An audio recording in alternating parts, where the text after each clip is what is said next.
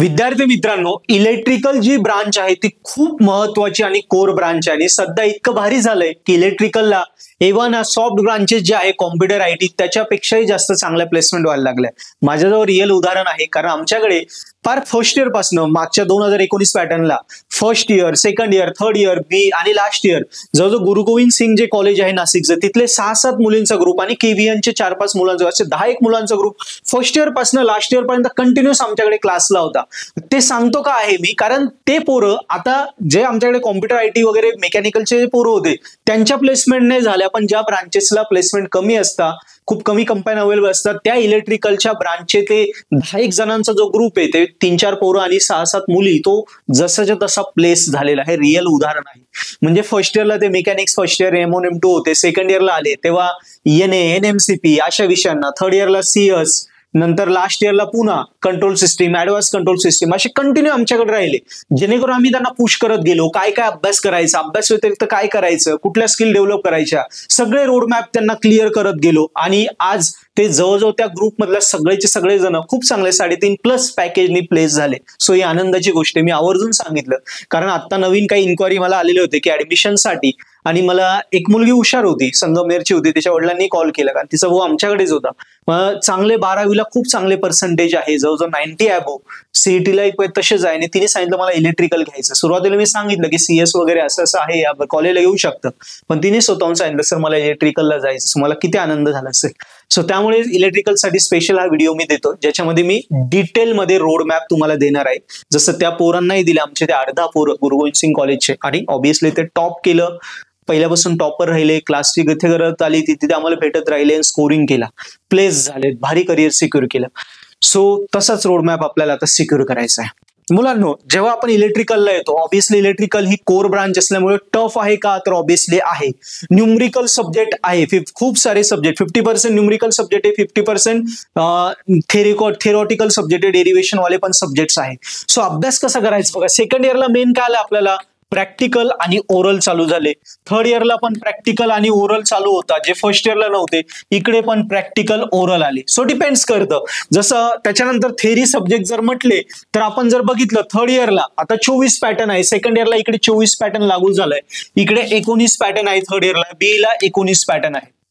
मित्रांनो, आता लक्षात घ्या, थर्ड इयरला जे आहे थेरी सब्जेक्ट जे आहे साधारणतः 8 थेरी सब्जेक्ट असतात आणि बाकी एखादा 2 इलेक्टिव्ह ऍड झालाय. इकडे पण तसंच आहे, थेरी सब्जेक्ट असतात साधारणतः 6 ते 7 किंवा 6 ते 8 थेरी सब्जेक्ट, बाकी इलेक्टिव्ह सब्जेक्ट तुम्हाला असतात, 1 ते 2 इलेक्टिव्ह सब्जेक्ट असतात. हे इलेक्टिव्ह आले आणि हे कंपल्सरी सब्जेक्ट आले. सिमिलरली इकडे आहे थेरी सब्जेक्ट, आपण म्हटलं तर इकडे साधारणतः 2-2, 4 माझ्यामध्ये थेरी सब्जेक्ट आहे, थोडंफार चेंज होऊ शकतं, आणि इलेक्टिव्ह पुन्हा तसं 2-2, 4 अशा प्रकारे नियर अबाउट पॅटर्न हा इलेक्ट्रिकल ब्रांचचा आहे. मित्रांनो, आता लक्षात घ्या, इलेक्ट्रिकलला सेकंड इयरला जे सब्जेक्ट आहे ना त्यात मॅक्सिमम न्यूमरिकल बेस्ड सब्जेक्ट आहे. म्हणजे आपण जर म्हटलं फ्लो कसा दिलाय तुम्हाला अभ्यासाचा बघा, या सेमला पॉवर सिस्टीम 1 बरोबर, PS1 आला, त्याच्यानंतर EMI आला आणि M3 आला, त्याच्यानंतर ADE आहे. आता याच्यामध्ये M3 आणि पॉवर सिस्टीम हे दोघं न्यूमरिकल बेस्ड सब्जेक्ट आहे तुमचे, प्युअरली न्यूमरिकल आहे या सेमला.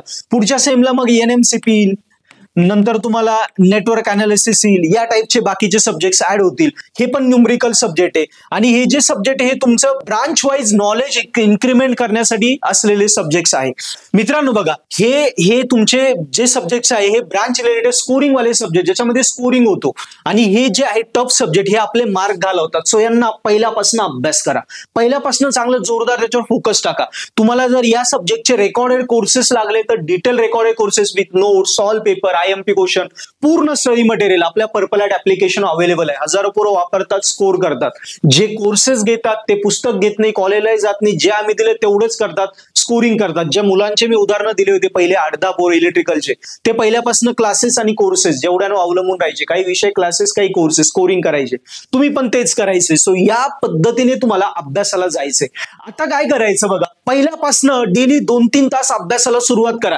हे सगळे कोर सब्जेक्ट आहे. याच्यावरती सेकंड इयर असं डिझाईन केलेलं असतं का तिथे आपल्याला इलेक्ट्रिकलची ओळख झाली पाहिजे. पॉवर सिस्टीम म्हणजे ऑब्व्हियसली सगळे लाईन आली कशी ऑपरेट होते, काय नाही, नेटवर्क कसे बनतात. ओके, ह्या सगळ्या गोष्टी, हे ऑप्टिमायझेशन म्हणजे तुमचे नेटवर्क असतात त्यांचे ऑप्टिमायझेशन टाइम काढायचे, एरर कुठे येतं, कुठे ड्रॉप आउट होतो, या सगळ्या गोष्टी या आपल्या या कोर सब्जेक्ट मध्ये आपण शिकतो आणि सेकंड इयरला आपण आपला बेस तयार करतो. जेव्हा आपण थर्ड इयरला येतो, थर्ड इयर मध्ये म्हटलं तर कंट्रोल सिस्टीम हा तुमचा कोर सब्जेक्ट आहे, हा एक इम्पॉर्टंट सब्जेक्ट आहे.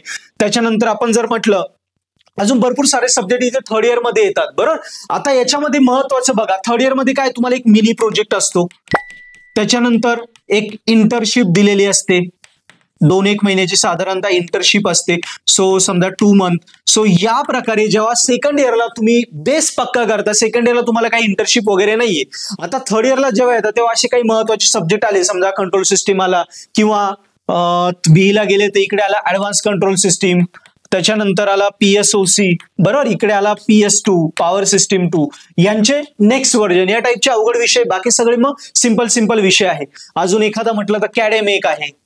यस, हे काही टफ विषय गेले, मग बाकी सगळे सोपे विषय आहे. आणि इकडे काय येतं, इकडे आपण बेसिक शिकल्यानंतर आपल्याला इलेक्ट्रिकल समजायला लागले. आता इकडे आपल्याला मिनी प्रोजेक्ट डेव्हलप करावा लागतो.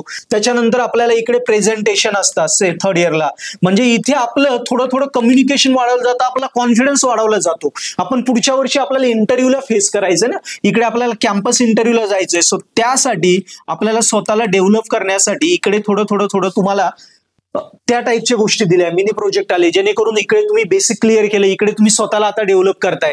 त्याच्यानंतर इंटर्नशिप आले, प्रेझेंटेशन आलं, यामुळे तुमचे सॉफ्ट स्किल वाढतात. अशा प्रकारे थर्ड इयर जातं.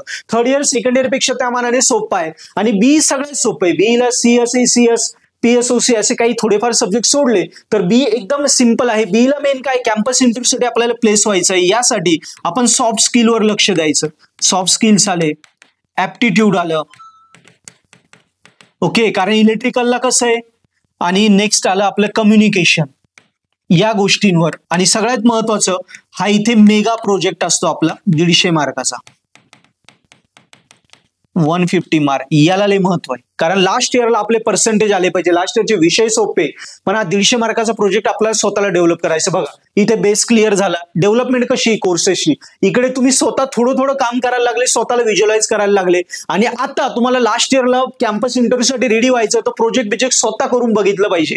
मुलं विकत आणता असं करायचं नाही, म्हणून हा असा चढता फ्लो दिलाय. तुमचा सिलेबस एकदम भारी सेट केलाय या पद्धतीने. आणि मग इकडे स्वतः प्रोजेक्ट करा, जेणेकरून प्रोजेक्ट डेव्हलप करता काही अदर स्किल्स पण तुम्ही डेव्हलप करा. ऍप्टिट्यूड आलं, कम्युनिकेशन स्किल आलं, सॉफ्ट स्किल आलं, या पद्धतीने आपल्याला हा प्रवास करायचा आहे, लक्षात ठेवा. आणि ज्याला कुणाला गेट वगैरे जायचंय, कारण इलेक्ट्रिकल म्हटलं की गव्हर्नमेंट एक्झाम वगैरे इलेक्ट्रिकल ब्रांचला खूप असतात, ही भारी संधी, सॉफ्ट ब्रांचेसला वगैरे नसता. इलेक्ट्रिकलला खूप चान्सेस आहे, जसं महाजेनको आहे, बरोबर, गव्हर्नमेंट एक्झाम आहे, भरपूर साऱ्या गव्हर्नमेंट एक्झाम आहेत.